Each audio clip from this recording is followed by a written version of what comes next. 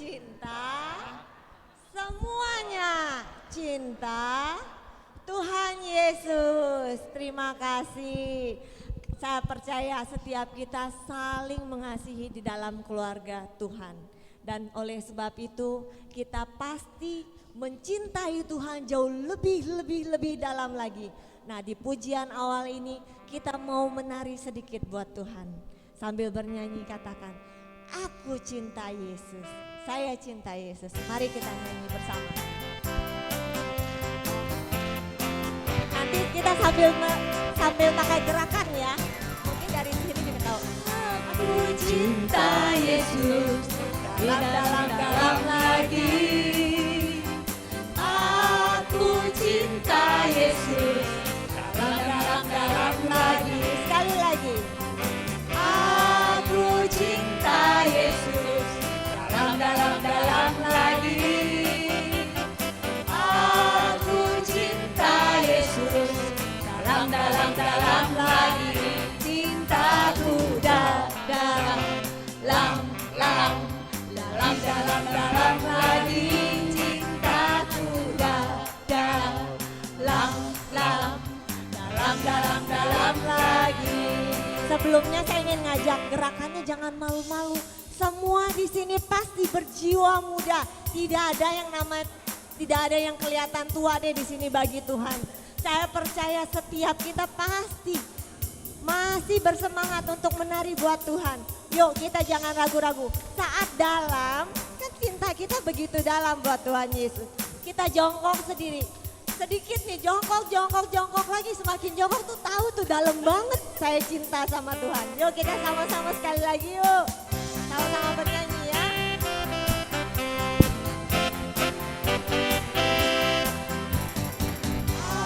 Aku cinta Yesus, dalam lagi. Aku cinta Yesus, dalam lagi. Aku cinta Yesus, dalam lagi. Aku cinta Yesus, dalam lagi.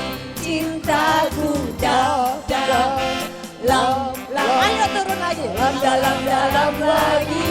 Cintaku dalam lagi. Jangan ragu-ragu. Yuk sekali lagi ya. Aku cinta Yesus, dalam lagi.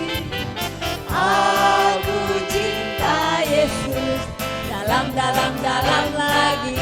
Cintaku dalam lagi. Cintaku dalam lagi. Dalam lagi.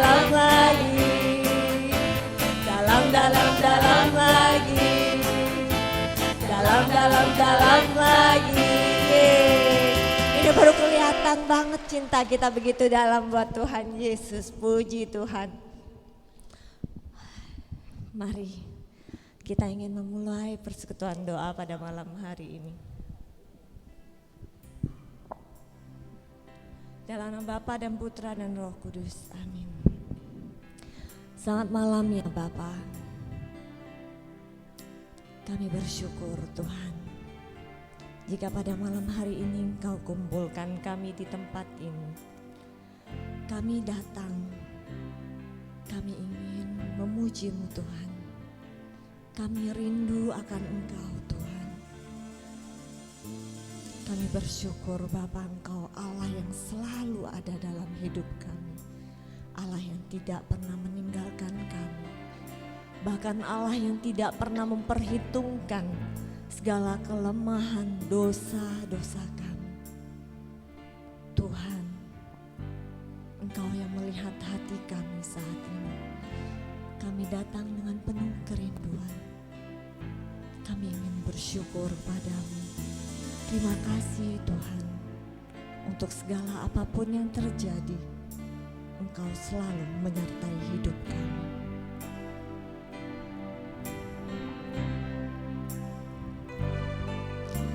Semua yang terjadi di dalam hidupku, ku tahu atas seizin-Mu Tuhanku, apa yang Kau perbuat di dalam hidupku, ku terima semua sebagai anugerah-Mu. Sekali lagi Semua yang terjadi di dalam hidupku, ku tahu atas seizin-Mu Tuhanku, apa yang Kau perbuat di dalam hidupku, ku terima semua sebagai anugerah-Mu. Ku bersyukur Tuhan untuk semua yang Kau alami. Ku bersyukur Tuhan Kau beriku kekuatan. Ku percaya Engkau selalu besertaku, takkan tinggalkanku. Ku bersyukur Tuhan untuk semua yang Ku alami. Ku bersyukur Tuhan Kau beriku kekuatan. Ku percaya Engkau selalu besertaku, takkan tinggalkanku. Sungguh benar Tuhan, Kau Allah yang sangat baik dalam kehidupan kami. Mari saat ini kita mengenang kembali begitu banyak kebaikan-kebaikan Tuhan yang boleh kita rasakan. Dan kadangkala kita tidak tahu, kita lupa harus dengan cara apa Tuhan kami membalas kebaikan-Mu. Tetapi biarlah Tuhan, di dalam pujian ini Tuhan, kami boleh membawa setiap rasa syukur kami Bapa, yang tak pernah habis-habisnya Tuhan Kau limpahkan dalam hidup kami. Mari kita dengan sepenuh hati kita naikkan puji syukur ini. Semua yang terjadi di dalam hidupku, ku tahu atas seizin-Mu Tuhanku, apa yang Kau perbuat di dalam hidupku, ku terima semua sebagai anugerah-Mu. Ku bersyukur Tuhan untuk semua yang Ku alami. Ku bersyukur Tuhan Kau beriku kekuatan. Ku percaya Engkau selalu besertaku, takkan tinggalkanku.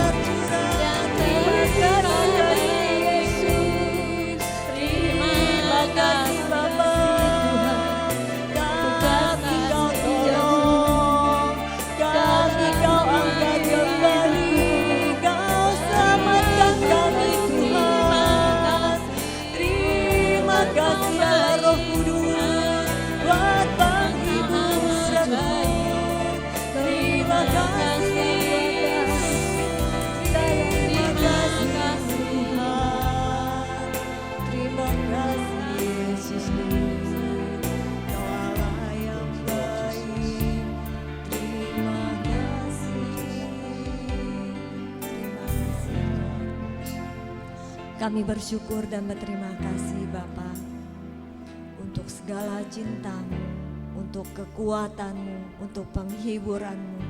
Engkau yang mencukupkan dari setiap kehidupan kami hari lepas hari.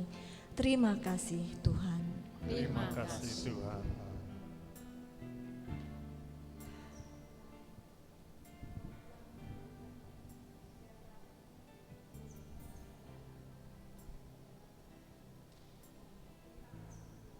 Terima kasih Tuhan.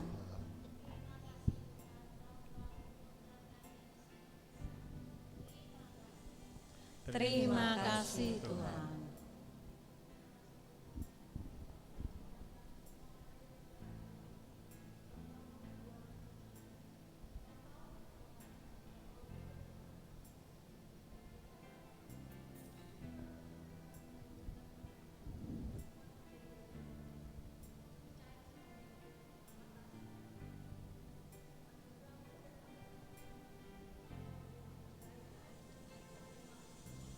Terima kasih Tuhan. Terima kasih Bapa atas kasih setia-Mu, penyertaan-Mu di dalam kehidupan kami, kesehatan dan napas kehidupan yang Engkau berikan setiap hari. Terima kasih Bapa. Terima kasih Bapa.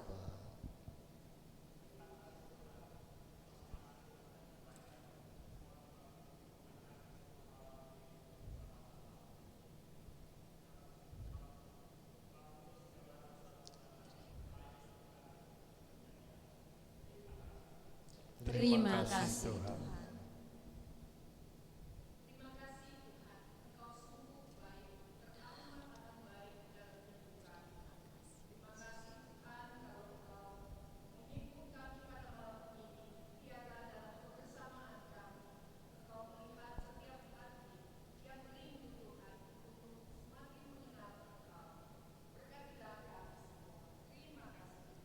Terima kasih Tuhan.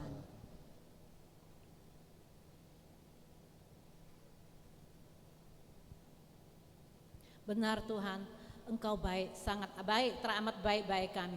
Di mana pertolongan-Mu selalu datang pada saat kami memerlukannya. Terima kasih Tuhan. Terima kasih.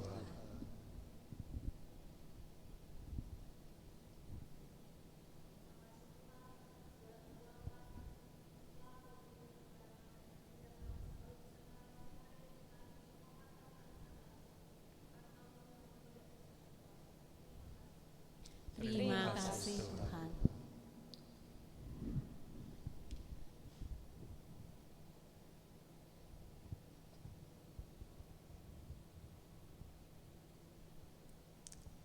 Tak habis-habisnya Tuhan untuk rahmat kebaikan-Mu di dalam hidup kami. Engkau yang telah melihat dan mendengar setiap wujud syukur kami Tuhan. Kami bersyukur karena Engkau Allah baik, Allah yang menyempurnakan, Allah yang menguatkan, Allah yang memberkati kami. Terima kasih Tuhan Yesus. Terpujilah Engkau Tuhan Allah kami yang hidup kekal sampai selama-lamanya. Amin. Nah, di dalam hidup kita sungguh banyak kebaikan Tuhan. Saat ini kita masih siap mau memuji Tuhan? Siap? Siap ya, kita memuji Tuhan lagi yuk. Kita menari buat Tuhan. Tenang, saya akan menyediakan waktu. Dipersilakan nanti Bapak Ibu jangan ragu-ragu untuk membagi kesaksian ya. Sebelumnya mari kita memuji Tuhan Yesus. Ku selalu memandang Tuhan, ku selalu memuji-Nya. Percaya kepada Tuhan, ku berpasrah kepada-Nya. Siang malam ku ingat Tuhan, karena Tuhan pelindungku. Dengan Dia ku takkan gentar menghadapi semua musuh. ada Tuhan, sekelilingku ada Tuhan, dalam hidupku ada Tuhan, Yesus selalu bersamaku. Kita sambil memakai gerakan ya, jangan ragu-ragu. Di sini sudah ada contohnya. Pakai gerakan kan ada. Nah, ya, jadi kiri kananku ada Tuhan, sekelilingku ada Tuhan, dalam hidupku ada Tuhan, karena Yesus bersamaku. Ya, yuk, mari kita sama-sama memuji Tuhan. Biarlah dari setiap pujian, dari setiap tarian kita boleh menyenangkan hati Tuhan, menyenangkan hati Yesus yang tidak cuma-cuma malam hari. Selalu memandang Tuhan, ku selalu memuji Dia, ku percaya kepada Tuhan, ku berpasrah kepadanya. Siang malam ku ingat Tuhan, karena Tuhan pelindungku. Dengan Dia ku takkan gentar menghadapi semua musuh. Siap-siap kiri kanan, kiri kananku ada Tuhan, sekelilingku ada Tuhan, dalam hidupku ada Tuhan, Yesus selalu bersamaku. Sekali lagi, kiri kananku ada Tuhan, sekelilingku ada Tuhan, dalam hidupku ada Tuhan, Yesus selalu bersamaku. Kiri kananku ada Tuhan, sekelilingku ada Tuhan, dalam hidupku ada Tuhan, Yesus selalu bersamaku. Sekali lagi, kiri kananku ada Tuhan, sekelilingku ada Tuhan, dalam hidupku ada Tuhan, Yesus selalu bersamaku. Dalam hidupku ada Tuhan, Yesus selalu bersamaku. Bersama-sama katakan, dalam hidupku ada Tuhan, Yesus selalu bersamaku. Puji Tuhan, terima kasih Tuhan Yesus, Engkau yang selalu ada di dalam hidup kami. Mari, masih semangat untuk memuji Tuhan? Masih lebih lagi? Silakan bagi Bapak Ibu yang capek, silakan duduk. Yang masih tetap semangat, yuk kita satu pujian lagi yuk. Terima sukacita surga, itulah kekuatan bagi setiap jiwa yang memenangkan hati kita untuk boleh terus percaya pada Tuhan. Terima sukacita surga, itulah kekuatan bagi jiwa, dapat rasakan kasih-Nya di tengah badai yang bergelora. Terima sukacita surga, itulah kekuatan bagi jiwa, dapat saksikan kuasa-Nya, taklukkan badai yang bergelora. Haleluya, Kau ada dalam hatiku, takkan patah semangatku, takkan hilang kekuatanku. Haleluya, ku mau bersorak bagimu, sukacita surga nyata penuhiku. Sungguh cinta surga nyata dalam hidup kita. Terima sukacita surga, itulah kekuatan bagi jiwa, dapat rasakan kasih-Nya di tengah badai yang bergelora. Terima sukacita surga, itulah kekuatan bagi jiwa, dapat saksikan kuasa-Nya, taklukkan badai yang bergelora.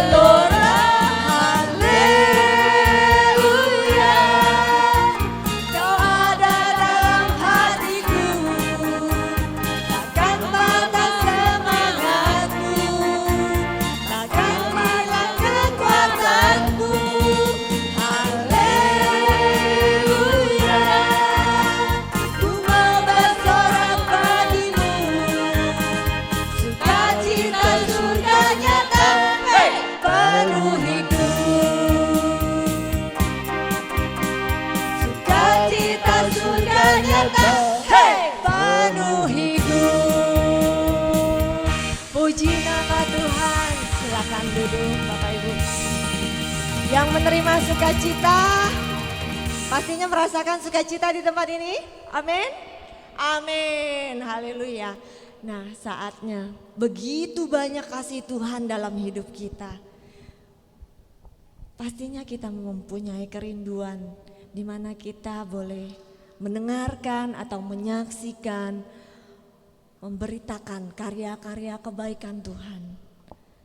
Bagi Bapak Ibu yang mengalami kebaikan Tuhan, mari saya undang bagi-bagi yuk kesaksiannya biar bisa memperkuatkan setiap kita di tempat ini atau meneguhkan kita di tempat ini. Ada? Ada, Ibu? Jangan ragu, jangan malu. Ada? Ayo, jangan ragu-ragu, jangan malu-malu. Ada? Hari? Ayo. Sisili.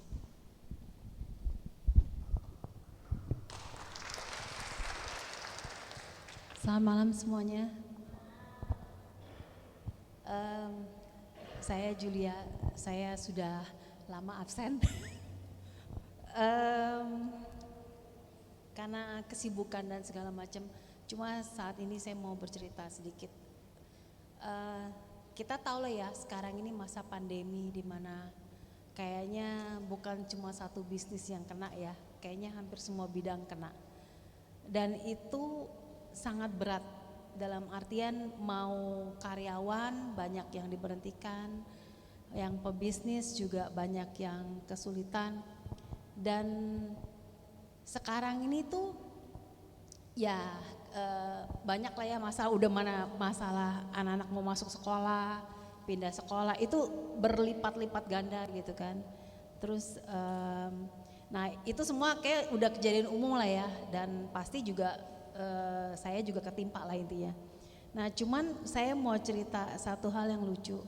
Ceritanya saya ini sekarang kan lagi intinya lagi udah jatuh, ketimpa tangga, ketimpa ember, ketimpa segala macam lah ya. Tapi ada satu hal yang bikin saya lucu. Ceritanya kan usaha saya kan lagi goyang banget. Terus saya udah bingung nih, saya cuma doa gini sama Tuhan. Tuhan, kok gak habis-habis ya? Kok kayaknya namanya ujian tuh cuma sekali Tuhan, gak berkali-kali, cukup kali gitu. Saya cuma minta gini deh Tuhan, kalau minta kekuatan kayaknya udah habis deh gitu kan. Saya cuma minta, Tuhan tolong kirimin dong malaikat kek, pelindung kek, apa kek, nolong kek. Kasih buktimu bahwa kau ada Tuhan. Dan lucunya di saat saya lagi udah krisis kepercayaan diri sama Tuhan gitu ya. Terus tiba-tiba kucuk-kucuk ada marketing agent lain, maksudnya marketing perusahaan lain, kucuk-kucuk nangkring. Itu di kantor saya tuh udah absen tuh yang namanya marketing apa semua tuh gak ada yang datang. Ini tiba-tiba datang muncul cuma gara-gara saya ada sentilan dikit orderan. Dia muncul, terus kita ngobrol, punya ngobrol. Akhirnya dia kasih customer yang istilah kata, saya gak kenal dia loh sebelumnya, saya belum pernah ketemu dia. Kasih customer, terus cuk, order, ya lumayan. Wah Tuhan mulai ada nih. Terus udah gitu saya bilang terima kasih Tuhan, tapi kan masih senyumnya tipis lah ya. Terus habis itu malamnya datang lagi itu yang harusnya, yang kemarin saya harusnya bertugas, saya harusnya latihan. Itu orang harusnya gak ketemu saya harusnya latihan kur. Saya harusnya gak ada di kantor, harusnya dia ngadepin suami saya nganterin anak saya. Pokoknya udah inilah. Akhirnya saya di sana, saya nungguin dia, ngeladenin dia dari jam 4:30 sampai jam 7:30. Tuh orang nangkring gak jelas ngomong ngalur ngidur, tapi akhirnya hari ini keluar order lagi. Maksud aku terkadang kita udah mulai give up ya dengan keadaan kita. Cuma kita harus ingat apapun yang terjadi dalam hidup kita itu semua dengan seizin Tuhan. Dan Tuhan akan berikan bantuan pada saatnya yang tepat buat kita. Walau kadang kita bilang, ah nggak mungkin kali gitu kan, tapi ingatlah Tuhan itu ada. Dan tahu nggak, saya bisa muncul hari ini itu tuh kayak suatu kerinduan banget, bisa nyanyi, bisa itu kayak happy banget gitu. Padahal tuh yang biasanya biasa aja, orang kayaknya cuman hadir gini doang nggak ada artinya. Cuma kita harus tetap hadir di tempat-tempat seperti ini karena di sini kita diingetin sama Tuhan. Woi lu nggak sendirian kali gitu loh. Maksudnya ada tuh orang-orang di sini yang bukti nyata bahwa Tuhan hadir dalam hidup dia. Dan kalian juga harus ingat Tuhan juga ada dalam hidup kalian. Terima kasih. Ya, masih ada? Ayo, jangan ragu. Hah? Ada lagi? Saya tambah sedikit dengan nyambungnya Sis Julia. Saya pernah mengalami hal itu. Karena usaha saya yang toko udah tutup satu, yang sekarang adanya istilahnya terjun bebas. Minus. Saya sudah bilang, bisa dibilang minus itu udah berapa lama? Udah lebih dari 1 tahun ya selama COVID. Hanya saya bersyukur Tuhan kasih saya kesabaran. Mungkin di dalam persekutuan doa ini Tuhan selalu kuatkan saya. Saya percaya waktu Tuhan pasti ada buat saya. Dan saya percaya Tuhan masih memberi saya walaupun itu hanya dengan customer lama yang masih kehitung sama jari. Jadi bisa dibilang dengan toko saya yang ini bukan toko baru, sebenarnya tokonya udah lama. Puji Tuhan di saat kami digusur satu gedung, orang lain 2021 itu harus mencari namanya kios baru, tempat pekerjaan baru. Sedangkan saya sudah punya tempat ini. Puji Tuhan 2020 lunas di Desember akhir. Hanya memang tempatnya tidak strategis, tempatnya sepi, tidak banyak orang yang lewat. Setiap hari itu ada nggak ya belanja? Enggak. Puji Tuhan, saya masih dikuatkan. Saya bilang, awal mula mungkin saya bisa bilang saya gila. Kalau orang nggak kuat mungkin bisa bunuh diri. Tapi saya bersyukur, saya nggak tahu cara Tuhan yang memberikan saya kekuatan. Saya boleh bersabar dan Tuhan kirimkan. Walaupun memang setiap bulan itu nutup enggak, tapi ya puji Tuhan saya dapat berkat yang lain bisa menutupi itu. Cukup nggak cukup ya nggak apa-apa lah, gali lubang tutup lubang, yang penting disyukuri aja. Nah itu pun kejadian sama suami. Suami juga sama, dari akhir tahun lalu Oktober itu nggak dapat order. Ya kami cuma bisa bilang gimana ya, saya cuma bisa bilang yuk kita sama-sama kuat aja. Saya percaya Tuhan pasti tolong kita. Sampai satu titik bulan Mei ini kami mengalami yang udah nggak tahu, udah habis mau gimana ya. Tapi saya bilang saya nggak berhenti Tuhan, saya nggak berhenti, saya akan berdoa sampai saya mencucurkan air mata saya teriak sebesar-besarnya. Kami pernah satu malam untuk berdoa, saya teriak sama Tuhan lihat kedalaman hati saya. Kami udah gak tahu harus bayar pakai apa. Tapi puji Tuhan, apa yang terjadi?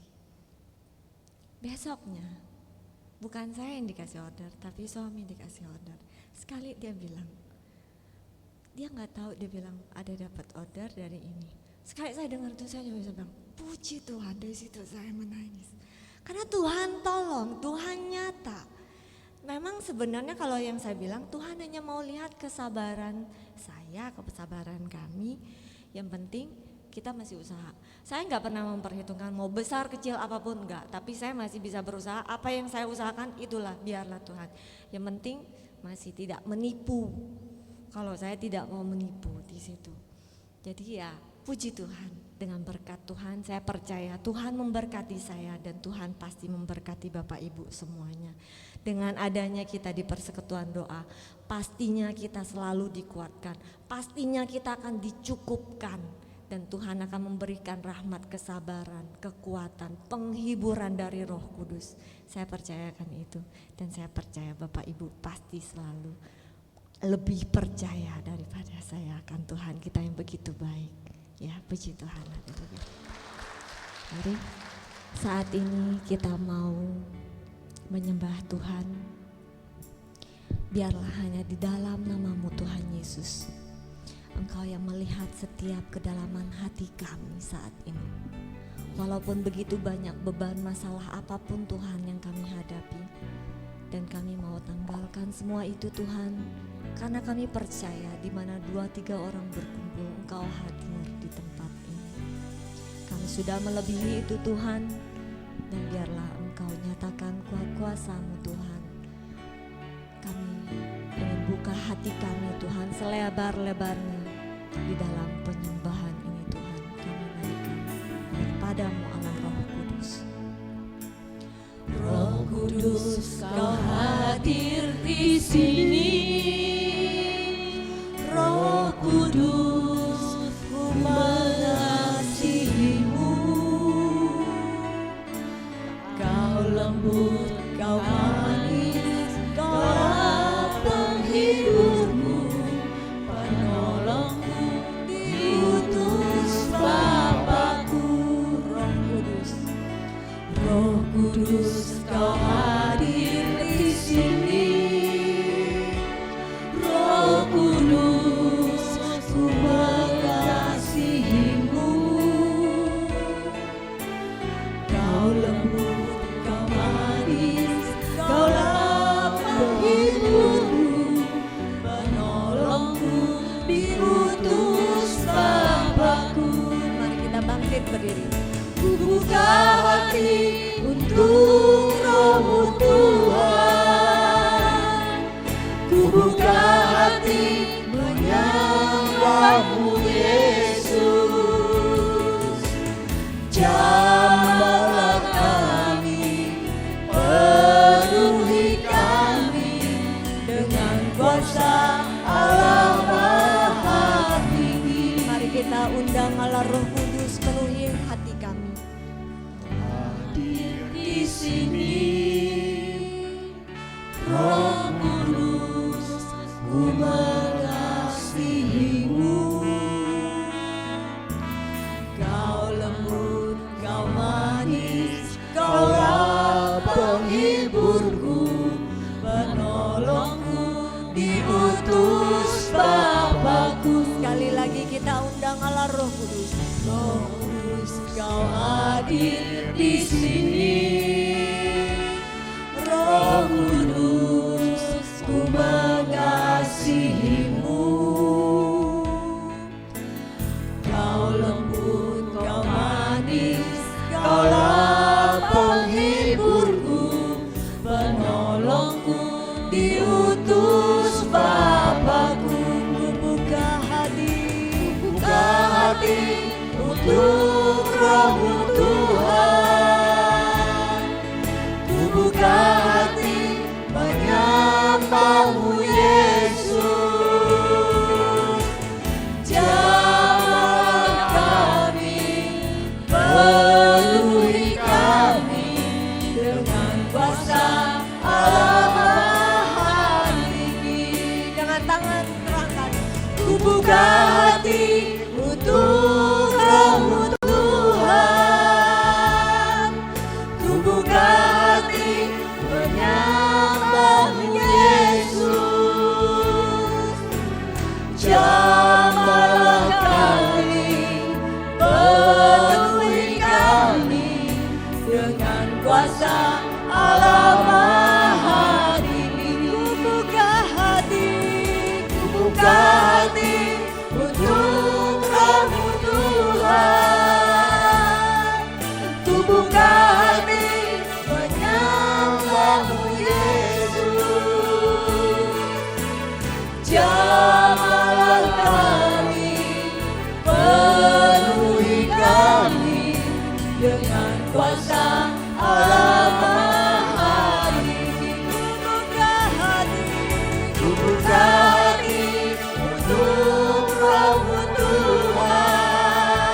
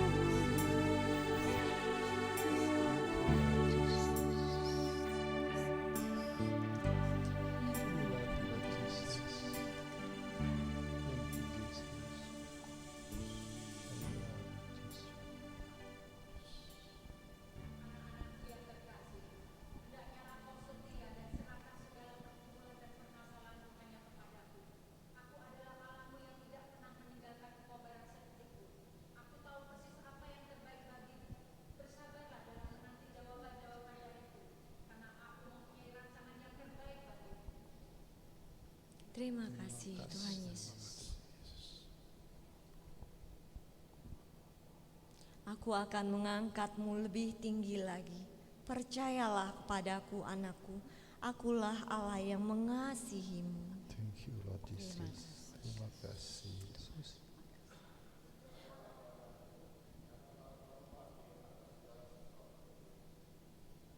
Terima kasih. Terima kasih Yesus.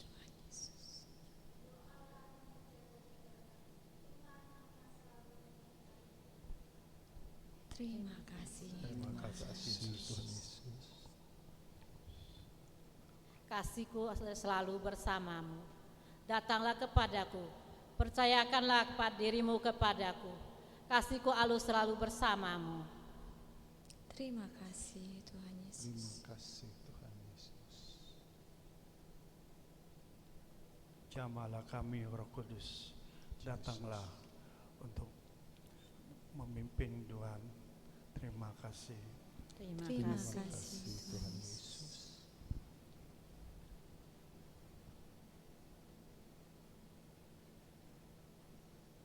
Aku tidak pernah memandang engkau hina. Aku memanggilmu anakku. Datanglah kepadaku. Serahkanlah seluruh beban hidupmu. Aku Allah yang mengasihimu. Percayalah anakku. Aku Allah mengasihimu. Terima kasih. Kuatkan hatimu, teguhkan hatimu. Berkatku selalu ada buatmu. Terimalah semua itu. Terima kasih Tuhan Yesus.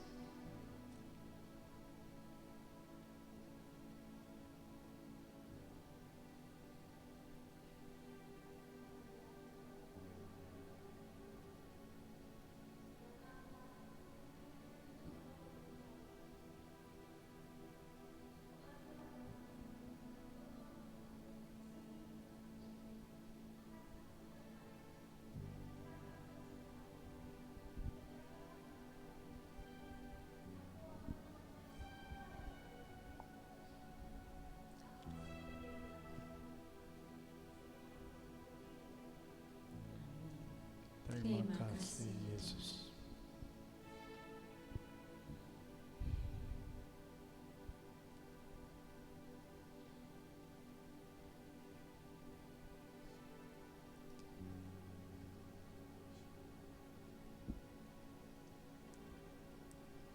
Terima kasih Bapa. Terima kasih Allah Putra, terima kasih Allah Roh Kudus. Engkau melawat setiap hati kami. Engkau meneguhkan setiap kami. Terima kasih Tuhan, terima kasih. Dan saat ini ya Bapa, kami rindu untuk mendengarkan pengajaran firman-Mu yang akan disampaikan oleh anak-Mu yang terkasih, Bapak Berman Ali. Kami percaya Bapa, Engkau telah mengurapinya dan Engkau akan memperlengkapinya dengan segala sesuatu apa yang hendak Engkau sampaikan bagi setiap kami di tempat ini. Kami siap mendengarkan Tuhan Yesus. Kemuliaan kepada Bapa dan Putra dan Roh Kudus, seperti pada permulaan, sekarang, selalu, dan sepanjang segala abad. Amin. Silakan duduk.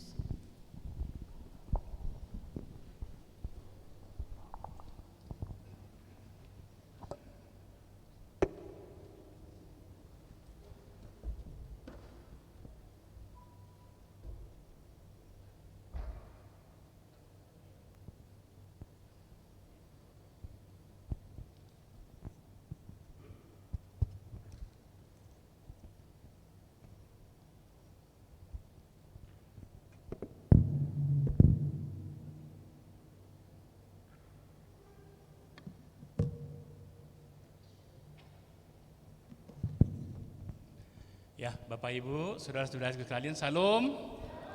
Selamat malam. Apa kabar? Luar biasa baik ya. Ya, pertama-tama izinkan saya memperkenalkan diri dulu. Nama saya Petrus Berman Ali, biasa dipanggil Berman. Berg bahasa Belandanya gunung, man itu orang ya. Jadi saya papa saya bilang saya orang gunung karena saya lahir di kaki gunung gitu ya. Iya, usia saya 64 dan sudah dikaruniakan seorang istri, ada bersama kita saat ini, dan sepasang putra dan putri, dua-duanya sudah berkeluarga. Hanya sampai sekarang belum dapat cucu, itu yang bikin pusing ya. Teman-teman saya sudah ngomong cucu semua, sudah dipanggil opa, saya masih belum. Iya, ada plusnya, ada juga minusnya gitu ya. Minusnya iri gitu ya. Plusnya masih muda, nggak dipanggil opa. Rambut juga belum putih gitu ya. Teman-teman saya udah putih semua. Ya, puji Tuhan. Oke, saya sehari-hari profesinya adalah semacam apa ya, organizer untuk ziarah ke Tanah Suci Yerusalem. Hanya ke Yerusalem, tempat lain tidak ya. Artinya ke Eropa tidak gitu ya. Kemana-mana dalam negeri juga tidak. Satu one way, hanya satu arah aja. Dan kami itu saya dan istri sudah melakukan profesi ini kira-kira hampir 20 tahun ya. Jadi kalau ke Holy Land itu kira-kira ya mungkin lebih dari 70 kali barangkali ya. Udah mulai bosen makannya gitu ya. Ya hari ini saya diberikan tema, dari mana berkatmu gitu ya. Saya juga terhenyak juga ya. Kok temanya suatu pertanyaan gitu ya. Dari mana berkatmu? Jawabannya sederhana, dari Tuhan kan gitu ya. Lalu kita mau ngomong apa lagi gitu kan. Nah, tetapi ya tentu ada sesuatu yang Tuhan pengen sampaikan kepada kita melalui tema ini gitu ya. Dan saya mencoba dalam waktu yang diberikan untuk persiapan, saya tanya Tuhan saya mesti ngomong apa? Ini jawabannya kan simple banget, dari mana berkatmu? Dari Tuhan, kelar. Selesai gitu kan, lalu mau ngomong apa lagi? Nah ternyata Tuhan pengen bicara lain ya. Tuhan ingin bicara, coba dalami lagi. Memang Tuhan menyediakan berkat untuk manusia, tapi apakah manusia berusaha menggapai berkat itu? Apakah manusia berusaha untuk memperolehnya dengan cara yang tepat dan benar? Ini yang menjadi masalah gitu ya. Nah, sebelum kita lebih lanjut dengan tes kitab suci dan pembahasannya, kita coba luruskan dulu apa sih artinya berkat gitu ya. Jujur berkat ini di kalangan orang Katolik kurang populer ya, tapi di kalangan tetangga kita, sepupu kita dari Protestan ini sangat populer ya. Tiap hari ngomongnya berkat gitu ya. Karena berkat itu diidentikan dengan kekayaan. Berkat itu diidentikan dengan materi. Padahal sesungguhnya Tuhan tidak menyediakan berkat materi. Kalau kita mau dalami gitu ya. Tapi nanti kita lihat. Oke, jadi berkat adalah sesuatu pemberian yang diterima dari Tuhan atau dari orang lain yang memberikan kebaikan, manfaat bagi penerimanya. Jadi berkat itu bisa diterima dari Tuhan, bisa diterima dari Tuhan melalui orang lain. Jadi tidak selalu dari Tuhan. Yang sifatnya rohania itu langsung dari Tuhan. Tapi yang sifatnya duniawi, yang sifatnya tadi ya material atau apa itu bisa Tuhan pakai orang-orang yang ada di sekitar kita untuk memberkati hidup kita. Apa arti memberkati?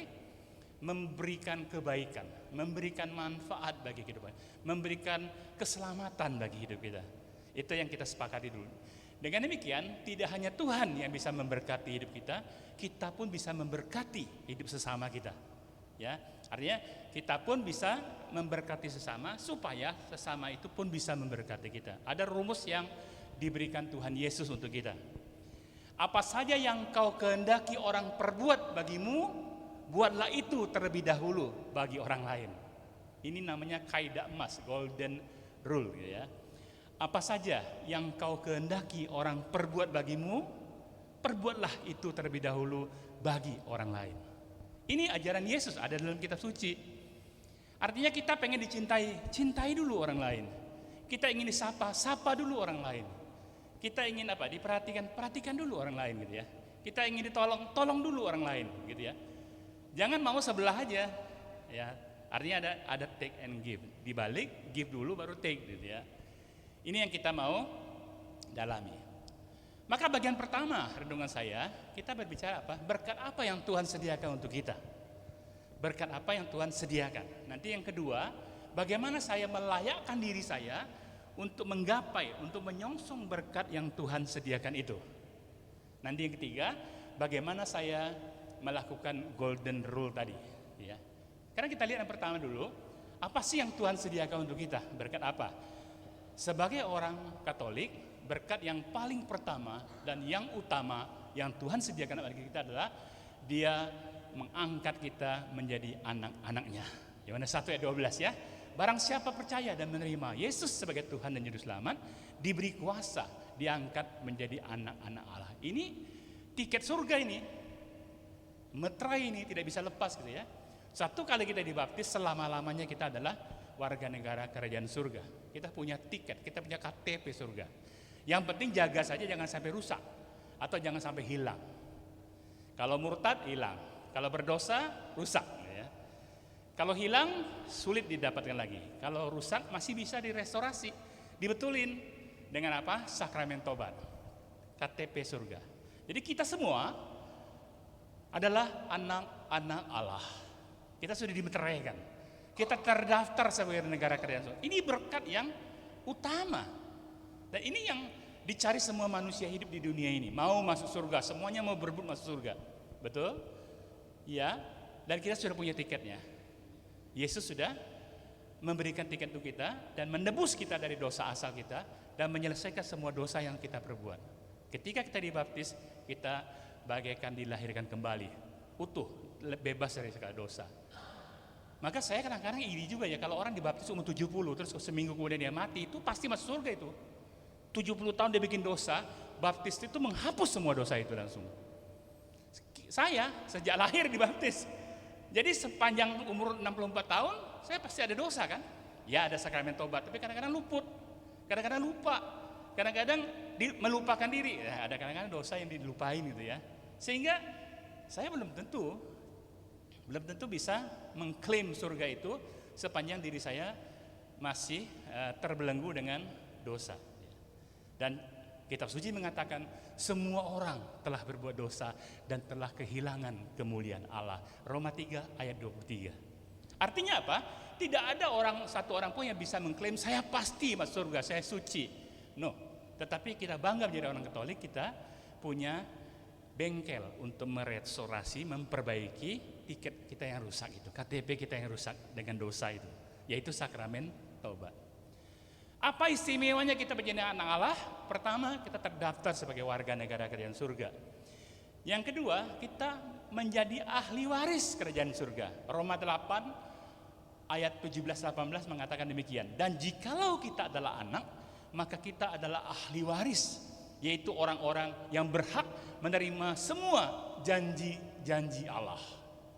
Kita adalah ahli waris. Kita berhak menerima apapun yang Allah janjikan kepada manusia. Apa yang Allah janjikan di kitab suci banyak gitu ya. Apa yang orang Katolik paling suka janji Tuhan selain daripada menerima hidup yang kekal, surga, yang paling disukai adalah mintalah apa saja, maka kepadamu akan diberikan. Ketuklah, pintu akan dibukakan. Carilah, engkau akan mendapat. Ini paling favorit. Ya kan? Sehingga kita kadang-kadang bagian anak yang nggak tahu diri ya. Udah belepotan dosa masih minta sama Tuhan. Minta apa? Minta berkat, minta perlindungan. Nggak nyadar bahwa dirinya udah belepotan dosa gitu. Layak nggak ya? Yang kedua, apa yang istimewa dan yang utama yang Tuhan berikan kepada kita sebagai umat Kristiani? Roh Kudus. Rohnya sendiri diberikan kepada kita. Dia tahu tanpa rohnya, tanpa Roh Kudus, anak-anak ini nggak mampu melakukan apa yang dikehendaki Tuhan. Suruh mengampuni musuh, mengasihi musuh, sulit Tuhan. Sulit Tuhan, nggak bisa, sampai mati saya nggak bisa ampuni dia. Kenapa? Karena itu manusiawi gitu. Nah supaya bisa bagaimana? Kan Tuhan maunya kasihilah musuh-musuhmu, ampunilah dia, berdoalah untuk dia, berbuat baiklah untuk dia.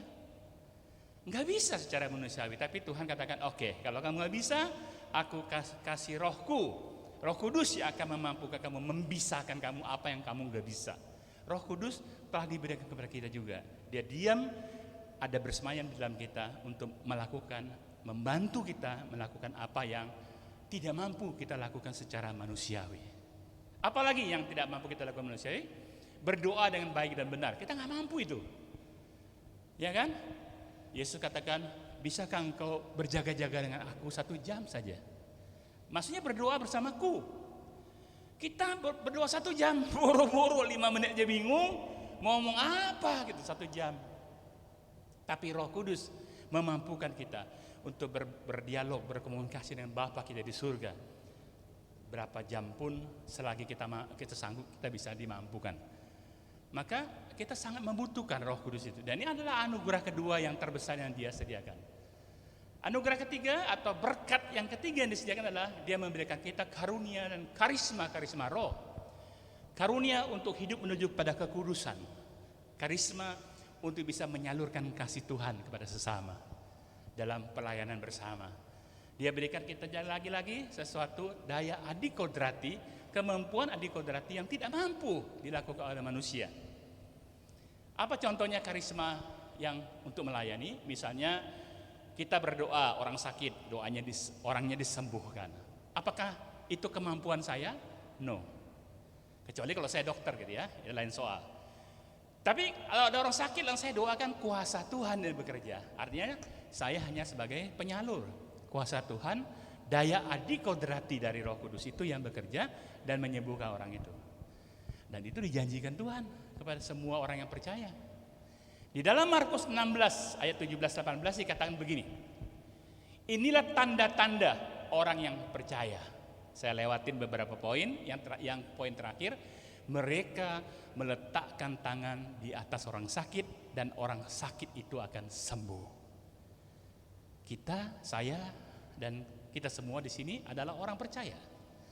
Firman Tuhan mengatakan kalau kita taruh tangan di atas orang sakit dan kita berdoa, Tuhan sembuhkanlah dia, maka kuasa Tuhan bekerja. Sudah kita praktekkan? Sudah kita imani? Jangan-jangan belum. Tapi tahu nggak ada firman itu? Tahu pasti. Markus 16, 17-18 gitu ya. Dulu saya prakteknya ke anak saya demam. Lalu saya ajak dia ke dokter, yuk ke dokter. Takut disuntik waktu dia masih kecil ya. Sekarang udah menikah. Lalu saya bilang, lalu maunya apa? Makan obat? Ke dokter atau apa? Doain aja Pi. Hah? Maksudnya apa? Ya Tuhan Yesus, biar Tuhan Yesus menyembuhkan saya. Rupanya dia baru ikut bina iman. Dia tahu Yesus menyembuhkan lewat doa. Kamu percaya Tuhan Yesus menyembuhkan? Percaya. Karena di gereja diajarin. Lalu saya panggil sisa, yuk kita berdoa bersama. Kita klaim janji Tuhan. Tuhan, Engkau bersabda, barang siapa percaya, meletakkan tangan orang sakit sembuh. Saya percaya Tuhan, istri saya percaya, anak saya juga percaya. Maka sembuhkanlah dia Tuhan. Amin. Nggak usah panjang-panjang, nggak pakai setengah jam ya. Itu hanya beberapa detik. Apa yang terjadi? Turun panasnya. Karena setelah saya doakan, saya kasih Panadol dia. Langsung turun. Ya, iman dan akal budi berjalan-jalan.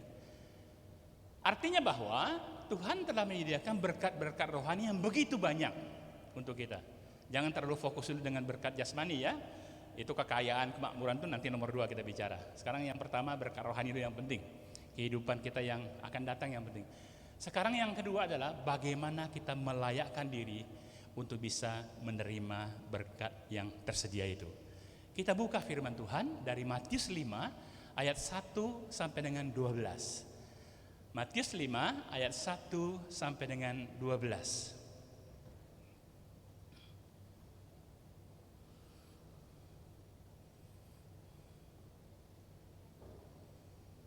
Sudah?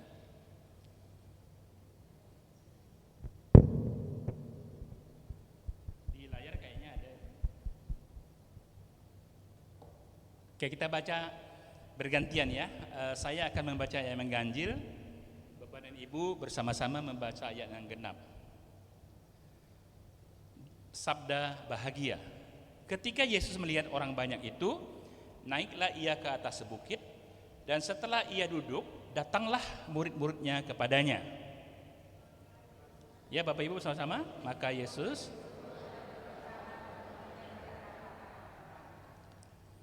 berbahagialah orang yang miskin di hadapan Allah, karena mereka lah yang empunya kerajaan sorga.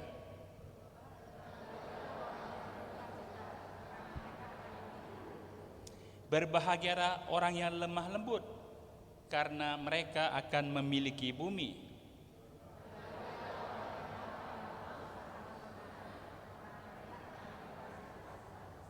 Berbahagialah orang yang murah hatinya, karena mereka akan beroleh kemurahan.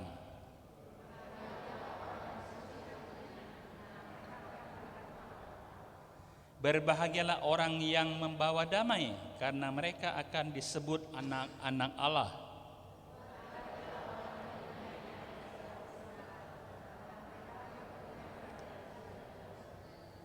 Berbahagialah kamu jika karena aku kamu dicela dan dianiaya, dan kepadamu difitnahkan segala yang jahat.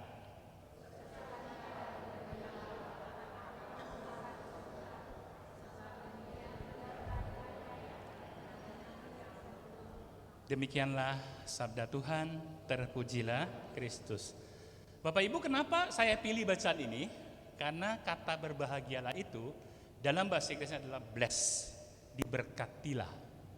Dan kalau Anda datang ke gereja Mount Beatitude, gereja Sabda Bahagia di Tiberias, itu ada batu-batu di sepanjang jalan masuk itu, dalam bahasa Inggris ya, berbahagialah itu bless.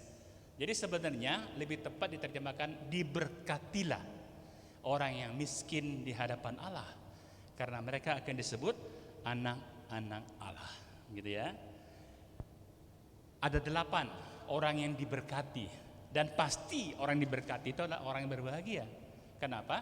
Karena dia menerima berkat dari Tuhan, dan sekaligus dia menerima janji-janji Tuhan terhadap apa yang dia lakukan di dalam menggapai berkat yang Tuhan sediakan. Jadi bagian kedua kita adalah apa yang perlu kita lakukan supaya berkat Tuhan itu sungguh-sungguh kita bisa miliki, kita bisa hayati. Dan berkat yang paling penting adalah berkat yang nanti akan tersedia bagi kita di dalam surga dan juga di dunia. Kita coba lihat ya, ada 8. Yang pertama adalah diberkatilah orang yang miskin di hadapan Allah, karena mereka akan disebut sebagai anak-anak Allah. Bukan anak Allah, disebut sebagai empunya kerajaan surga. Jadi kita punya kerajaan surga kalau kita miskin di hadapan Allah. Apa maksudnya? Miskin di hadapan Allah. Orang miskin itu adalah orang yang nggak punya apa-apa, yang tidak mengandalkan apa-apa. Bahkan dirinya pun tidak diandalkan, karena tidak punya nilai apapun. Orang yang merasa diri serba kekurangan, ya kan? Masa orang miskin orang yang diberkati? Masa orang miskin orang yang berbahagia? Dia nggak punya apa-apa kok. Tetapi adalah ini berbicara tentang positioning, ya, posisi manusia di hadapan Allah. Ketika manusia memposisikan dirinya sebagai I am nothing God, saya tidak ada apa-apanya Tuhan. Kalau saya tidak apa-apanya, maka saya hanya mengandalkan Engkau dalam hidup saya. Tidak ada yang lain. Tidak ada kemampuan saya, tidak ada kekuatan saya untuk bisa menyelamatkan diri saya sendiri. Maka di dalam katakanlah ayat ini mau mengatakan bahwa manusia yang sepenuh-penuhnya mengandalkan Tuhan dalam hidupnya, itulah yang mempunyai kerajaan surga. Kenapa? Karena Allah berkenan. Dia tidak sok-sokan, dia tidak merasa hebat, dia tidak merasa mampu mengatasi semuanya sendiri, ya. Pada suatu kursus evangelisasi di suatu kelompok eksekutif, gitu ya. Kursusnya bayarnya 6 juta, saudara, karena bikinnya di hotel bintang 5. Lalu pesertanya tuh CEO, ya, minimal direktur, manajer nggak terima, direktur gitu ya, CEO. Lalu pengajarnya bilang, kita harus berevangelisasi itu bersaksi, menceritakan kebaikan Tuhan dalam hidup kita kepada orang lain, supaya orang lain juga bisa mengalami kebaikan Tuhan itu. Lalu salah seorang CEO bilang saya begini, Pak, selama hidup saya tidak merasakan kebutuhan akan Tuhan. Apapun yang saya butuhkan di dunia ini, saya punya semua. Berarti saya nggak tahu apa itu kebaikan Tuhan. Bagaimana saya bisa berevangelisasi? Bagaimana saya bisa bersaksi tentang kebaikan Tuhan? Saya tidak merasakan kebaikan Tuhan itu. Apapun yang saya butuhkan adalah murni berasal dari saya dan keluarga saya. Pusing saya jawabnya, ya. Bagaimana ini? Ya kan? Orang yang tidak merasakan kebaikan Tuhan, tidak perlu Tuhan. Yesus katakan apa? Yesus katakan apa tentang hal ini? Ya. Yesus katakan apa? Alangkah sukarnya orang kaya masuk, orang beruang ya, dalam kitab suci, tapi orang kaya lah ya, masuk dalam kerajaan Allah, lebih mudah unta masuk lubang jarum. Ini tajam loh. Mau mengatakan apa? Orang kaya, orang yang mengandalkan uang adalah orang yang tidak perlu Tuhan. Karena dia tidak perlu Tuhan, dia tidak akan cari Tuhan. Lah buat apa cari Tuhan? Dia nggak butuh Tuhan. Karena dia tidak cari Tuhan, maka surga pun tidak ada untuk dia. Setelah selesai di dunia ini, kemanakah dia pergi? Kita tidak tahu. Misteri. Ya, tidak bisa menghakimi pasti masuk neraka. Belum tentu ya. Siapa tahu hidupnya baik, ya kan? Tidak pernah melanggar apa yang dia tahu sebagai perintah Tuhan atau yang kita tahu sebagai perintah Tuhan, ya misteri. Tetapi Tuhan Yesus katakan, kalau orang yang tidak mengandalkan Tuhan, pasti dia tidak cari Tuhan. Kalau dia tidak cari Tuhan, bagaimana dia bisa ketemu Tuhan? Bagaimana bisa dia datang ke rumah Tuhan, yaitu surga itu? Ya kan? Logikanya begitu. Jadi dalam ayat ini mengatakan apa? Orang yang tidak mengandalkan dirinya, maka satu-satunya yang diandalkan adalah Tuhan. Kalau dia mengandalkan Tuhan, pasti dia cari Tuhan setiap hari. Kalau dia cari Tuhan setiap hari, pasti dia dekat dengan Tuhan itu. Dan Tuhan itu pasti akan mengatakan, anakku, engkau ada bersama aku, engkau punya kerajaan surga itu. Saudara, ini ayat pertama. Kaidah pertama mengatakan, lepaskan aku, lepaskan kehebatan kita, lepaskan kejagoan kita, kesucian kita, lepaskan semua itu. Dan katakan, God, I am nothing. Nggak ada apa-apanya saya Tuhan, tanpa engkau saya nggak ada apa-apanya. Bahkan hidup saya ini pun tidak ada kalau tanpa engkau. Dari mana datang hidup kita? Dari Tuhan. Hidup kita milik Tuhan. Kalau Tuhan katakan no stop kamu sampai sekarang, stop kita langsung. Mau bisa memperpanjang umur sehari saja, Tuhan nanti dulu saya mau perpanjang dulu 1 tahun lagi. Nggak bisa, itu milik Tuhan. So, kaidah pertama mengatakan orang yang memiliki surga adalah orang yang 100% mengandalkan Tuhan dalam hidupnya. Apapun persoalannya, dia selalu katakan, Tuhan, apa yang harus saya lakukan? Hanya engkaulah andalanku, hanya engkaulah tempat aku bersandar Tuhan. Saudara-saudariku yang dikasihi Tuhan, sudahkah kita menempatkan diri kita pada posisi yang pertama ini? I am nothing, God. Tunjukkan saya Tuhan apa yang harus saya lakukan. Kaidah pertama ini seringkali kita lupa, saudara. Dalam doa kita lupa bertanya sama Tuhan, Tuhan hari ini apa yang harus saya lakukan? Yang kita doakan adalah Tuhan berkati hidup saya, berikan rezeki kepada saya, makan minum untuk seminggu atau 2 bulan gitu kan. Artinya kita mendikte Tuhan untuk memenuhi kebutuhan-kebutuhan duniawi kita. Kita lupa bahwa posisi kita adalah apa yang harus saya lakukan Tuhan, bersabdalah padaku. Karena kita menempatkan dirinya tidak ada apa-apanya. Artinya mari kita rubah posisi kita bahwa kita tidak ada apa-apanya di hadapan Tuhan. Nah, kita butuh Tuhan, kita mengandalkan Tuhan, kita bergantung pada Tuhan, kita mau bersandar kepada Tuhan. Dalam doa kita katakan, Tuhan, tunjukkanlah padaku apa yang ku harus lakukan hari ini seturut kehendak-Mu yang menyenangkan hati-Mu Tuhan. Saya hampir gak pernah dengar itu doa seperti itu. Maka Bapak Ibu malam hari ini catat ya, dalam setiap doa pribadi Anda, sampaikan itu sama Tuhan. Tuhan, apa yang harus saya lakukan seturut kehendak-Mu dan menyenangkan hati-Mu. Karena saya 100% bersandar kepada Engkau dan mengandalkan Engkau Tuhan. Nomor 2, dikatakan berbahagialah orang yang berduka cita, karena mereka akan menerima penghiburan. Saudara, orang yang berduka itu pasti orang yang sedih karena kehilangan, entah kehilangan orang yang dikasihi, entah kehilangan harta bendanya, entah kehilangan apapun yang dia miliki, dia sedih. Masa orang seperti ini disebut orang yang diberkati? Masa orang yang tipe seperti yang lagi sedih ini disebut orang yang berbahagia? Tentu kita perlu pikirkan apa yang dimaksud Tuhan ketika dia berkata diberkatilah orang yang berduka cita. Rupanya kalau kita dalami, Tuhan bermaksud orang yang berduka cita atas ketidakmampuannya melakukan kehendak Tuhan. Dia sadar bahwa dia tidak mampu melakukan apa yang Tuhan rancang dalam hidupnya. Tuhan katakan kasih sesamamu, dia nggak mampu lakukan.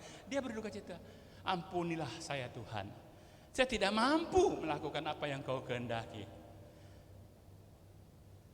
Orang yang sadar bahwa dirinya adalah tidak mampu untuk membantu orang-orang lain yang kesusahan. Padahal Tuhan menghendaki supaya dia membantu orang itu, mengasihi sesama itu membantu orang. Dan dia tidak mampu lakukan itu dengan berbagai alasan. Mungkin dirinya sendiri kekurangan, mungkin dirinya sendiri nggak ada waktu untuk itu, mungkin dan banyak mungkin lainnya. Banyak alasan-alasan lain yang bisa disampaikan. Tetapi ketika dia menyadari itu, dia katakan apa? Ampunilah saya Tuhan. Saya sedih karena saya nggak bisa bantu orang itu. Karena saya sendiri tidak punya kemampuan untuk melakukan itu. Dia sadar bahwa ada sesuatu yang Tuhan kehendaki, dia tidak mampu.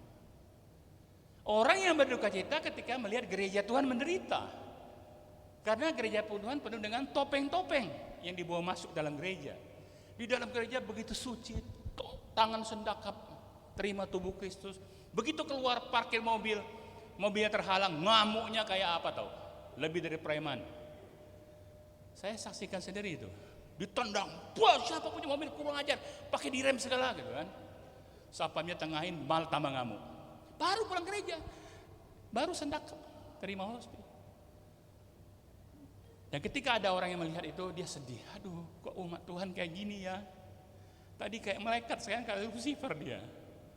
Bedanya cuma beberapa menit, dia sedih. Karena dia tidak mampu bikin apa-apa. Saya bisa bikin apa kalau keadaan begini?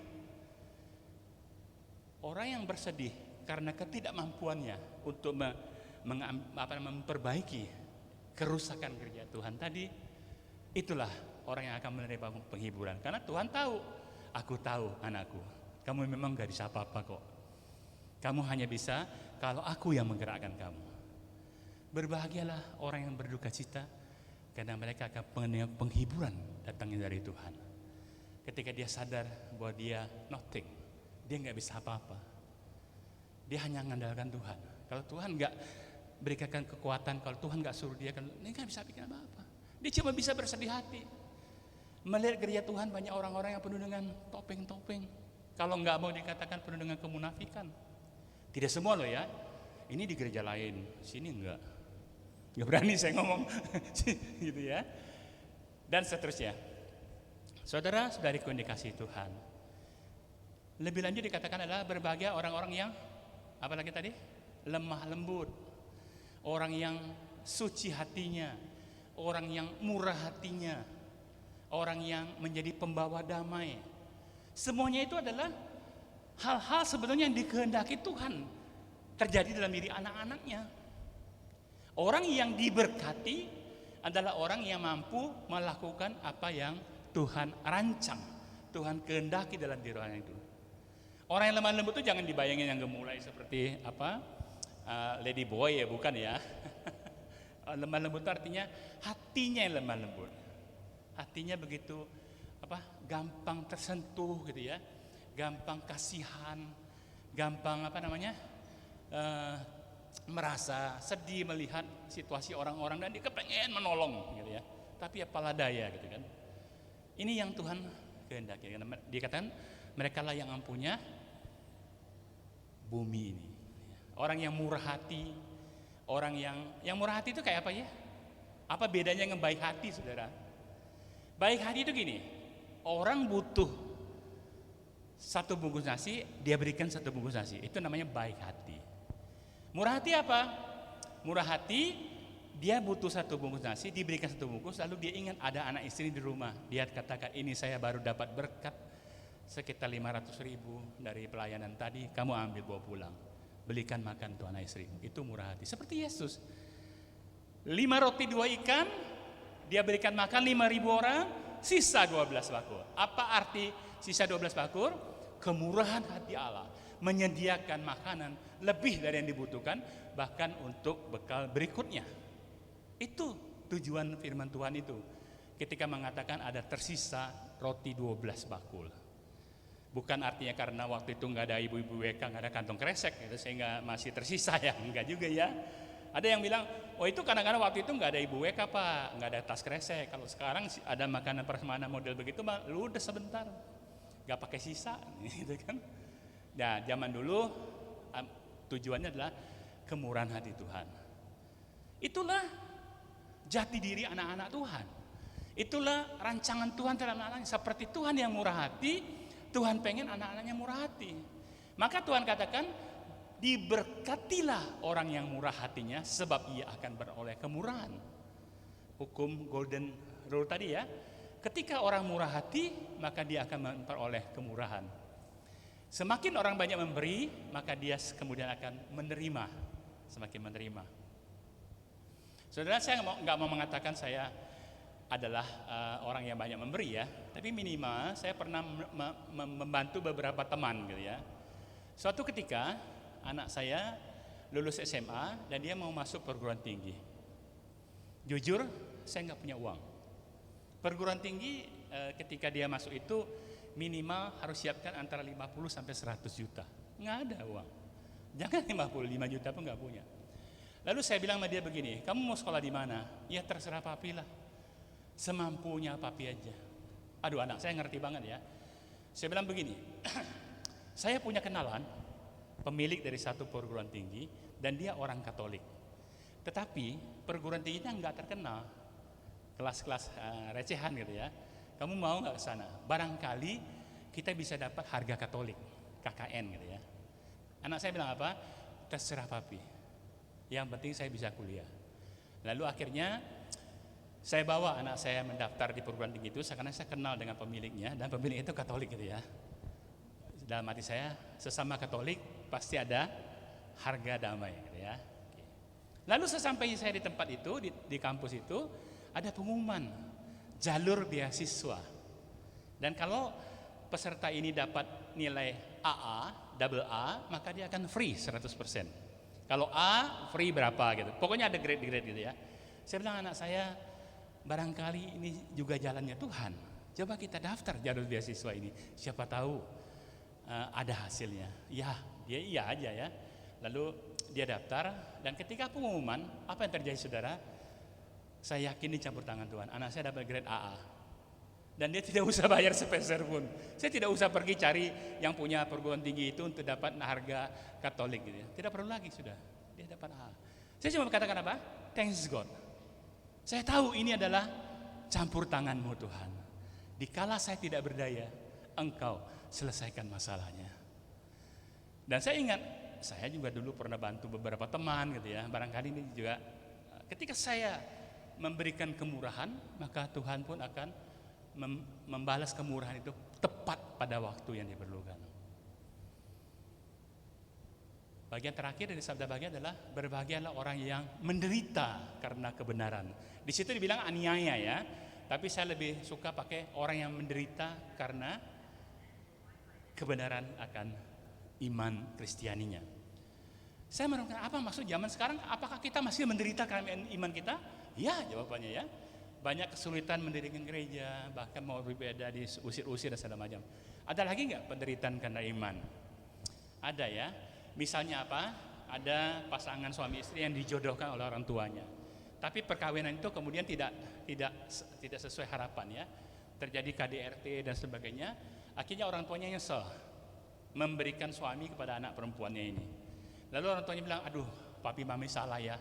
Ya sudahlah, kamu cerai aja, enggak apa-apalah. Nanti kita minta maaf sama Tuhan. Anaknya bilang apa? Papi, mami, apa yang sudah dipersatukan Tuhan tidak boleh diceraikan oleh manusia. Apapun penderitaan saya alami, ini adalah karena iman saya bertahan kepada apa yang Tuhan kehendaki. Ini orang yang diberkati, orang yang berbahagia karena dia menderita demi iman akan Tuhan. Itu ada 8 orang yang diberkati untuk menyongsong berkat. Artinya Tuhan menyediakan berkatnya, tetapi pihak manusia berusaha menggapainya, berusaha menerimanya. Enggak pasrah aja gitu, Tuhan mau kasih apa terserah Tuhan lah, ayo gitu. Enggak gitu ya. Tuhan sediakan berkat, nih ada berkat. Kamu datang sini ambil. Cara datangnya lewat jalur 8 sabda diberkati tadi. Begitu ya Bapak dan Ibu. Jadi mana yang paling penting? Menurut saya yang pertama tadi paling penting ya. Positioning kita jangan salah gitu loh. Jangan kita yang mendikte Tuhan. Terbalik itu. Terbalik. Halo, hati-hati dengan doa ya. Jangan terlalu mendikte Tuhan. Walaupun kesannya mohon, Tuhan kami mohon gitu ya. Tapi ujung-ujungnya mohonnya itu kok sepertinya memaksa Tuhan gitu ya. Bagus kalau kita cari tahu Tuhan mau apa dalam hidup kita dan kita berusaha semaksimal kita. Posisi kita itu dibalik. Saya yang harus melakukan kehendak Tuhan, bukan Tuhan yang harus melakukan kehendak saya. Ketika saya bisa melakukan kehendak Tuhan, maka apapun yang lainnya Tuhan yang akan memampukan saya, menyertai saya melakukan apa yang dikehendaknya. Dia berikan Roh Kudusnya, Dia berikan karunia-Nya, Dia berikan karismanya untuk kita. Supaya apa? Supaya kita mampu. Karena Dia tahu kita nggak mampu. Bagian 3, Golden Rule. Apa saja yang kau kehendaki Tuhan orang lain perbuat padamu, buatlah itu kepada mereka. Artinya gini, berkat Tuhan bisa datang melalui sesama, ya kan? Nggak mungkin dong kita perlu Tuhan bantu kita dalam aspek ekonomi, lalu Tuhan kirim duit dari transfer langsung ke bank. Nggak mungkin itu terjadi, nggak ada model begitu. Yang ada adalah Tuhan gerakin orang-orang anak-anaknya untuk membantu. Ada satu istri teman saya, teman baik saya, ketika dia meninggal, dia mewariskan rumah kepada istri dan 2 anak laki-lakinya. Lalu si istri ini ketika sudah tenang situasinya, dia jual rumah itu, dia bagi ke anak-anaknya. Tinggal dia seorang diri gitu ya. Sekarang dia pengen beli rumah di dekat gereja. Dia bilang supaya saya bisa tiap hari gereja jalan kaki. Tapi uang saya nggak cukup. Lalu dia berdoa, Tuhan, aku kepengen deh beli rumah yang biar kecil nggak apa-apa Tuhan, asal dekat gereja, sehingga saya bisa jalan kaki ke gereja setiap hari. Tidak usah harus naik angkot atau apa gitu ya. Lalu apa terjadi? Tidak terjadi apa-apa. Tapi tiba-tiba ada seseorang yang menelepon dia. Dan orang ini mengatakan begini, Ibu, Tuhan menyuruh saya membantu kesulitan ibu. Ibu lagi perlu apa saat ini? Dia kaget ya, nggak pernah omong-omong sama orang itu, nggak pernah apa gitu ya. Lalu tiba-tiba ya ibu ini cerita terus terang, sebenarnya saya kepengen beli rumah, tapi uang saya nggak cukup. Udah lanjut dibagi-bagi gitu kan. Lalu akhirnya orang ini tanya detail lah, harganya berapa, kamu punya uang berapa, bla bla bla gitu ya. Sudah selesai, lalu dia bilang, baik Bu, tunggu beberapa hari, saya akan usahakan sebisa saya. Beberapa hari kemudian dia telepon lagi, Ibu tolong lihat di rekening, saya udah transfer. Saudara tahu dia transfer berapa juta? Hampir 600-700 juta. Gila nggak zaman sekarang ada model begitu? Ada model anak Tuhan yang bilang, Tuhan suruh saya bantu kamu, dan dia bantu begitu rupa. Lalu si ibu kaget kan, ini utang atau bagaimana nih? Ya kan? Ya penting dia lakukan dulu, dia beli rumah dulu segala macam, dan dia dalam hati bilang, kalau saya ada rezeki, Tuhan kasih, saya akan kembalikan uang orang ini. Bagaimana kelanjutannya saya nggak tahu ya, nggak diceritakan lebih lanjut. Tapi yang mau saya soroti adalah cara Tuhan bekerja adalah lewat tangan-tangan anak-anaknya itu. Jadi jangan harap Tuhan transfer uang langsung dari surga ke bank, nggak bakalan terjadi seperti itu. Tetapi Tuhan bisa menggerakkan anak-anaknya untuk membantu Anda hanya lewat doa. Dan barangkali mungkin dia tidak terlalu begitu kenal baik dengan Anda. Maka berlaku rule ini, yang ketiga ini, apa saja yang kau kehendaki orang perbuat bagimu, buatlah itu kepada mereka. Berkat yang kita harapkan dari Tuhan lewat anak-anak Tuhan ini, pertama-tama harus kita dulu yang apa istilahnya ya, beri pancingannya gitu loh, beli umpannya. Maka apa yang perlu kita lakukan? Yang pertama adalah kita harus membuat diri kita itu mempunyai suatu sikap yang peduli dengan kebutuhan sesama, yang disebut dengan bela rasa, yang disebut dengan hati yang gampang tersentuh oleh belas kasihan, melihat kebutuhan-kebutuhan penderita sesama. Ini yang saat ini sudah semakin lama semakin menipis di dalam pribadi-pribadi Kristiani yang ada sekarang ini. Tetapi tetap masih ada. seperti kisah ibu tadi gitu ya. Arti bahwa ketika kita melakukan hal kecil kepada sesama kita, lihat nanti Tuhan akan bekerja kepada kita melalui dan dalam peristiwa hal-hal yang besar, saudaraku terkasih. Kenapa? Ketika Tuhan katakan, jikalau kamu setia dalam perkara-perkara kecil, maka kepadamu akan dipercayakan perkara yang lebih besar. Ya. Saya mau balik pernyataan itu bahwa kalau kita bisa menunjukkan kasih kepada sesama, maka kasih itu akan berbalik kepada kita. Tuhan akan menggerakkan anak-anaknya untuk memberkati hidup kita dengan kasih yang jauh lebih besar. Terjemahkan tadi ya, kata kasih itu bisa berkat materi, bisa berkat yang non materi gitu ya. Maka sekarang jikalau ada kesempatan, mari kita mulai untuk menaburkan benih-benih bibit kasih itu kepada siapa saja, terutama kepada orang-orang yang membutuhkan. Orang-orang yang memang sedang dalam situasi yang no way ya. Dia berharap Tuhan yang bantu. Tiba-tiba muncul kita. Berarti dia sadar bahwa kita adalah orang yang diutus Tuhan. Itu rumus yang paling utama.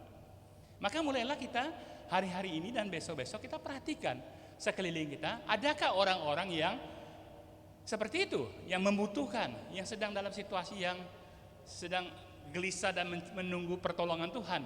Jadilah perpanjangan tangan Tuhan. Dan lihatlah kemudian bagaimana Tuhan membalikkan kasih itu dalam golden rule tadi.